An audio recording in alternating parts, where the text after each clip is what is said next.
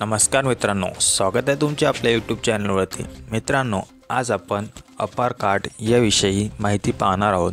मित्रांनो, शालेय विद्यार्थ्यांसाठी आपल्या पाल्यांसाठी महत्त्वाचे असलेले असे हे डॉक्युमेंट आहे।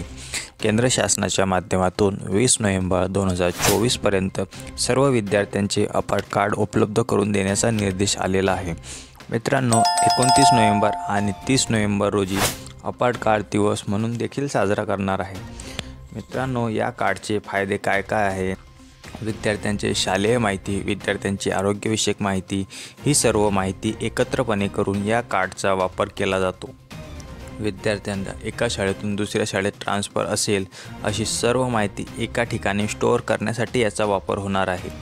हे कार्ड शाळेच्या माध्यमातून काढले जाणार आहे।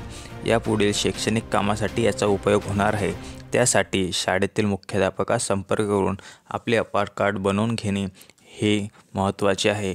मित्रांनो, ही माहिती आपणास उपयोगी पडेल अशी आशा करतो आणि चॅनलवर जर नवीन असाल तर चॅनलला सबस्क्राईब करा।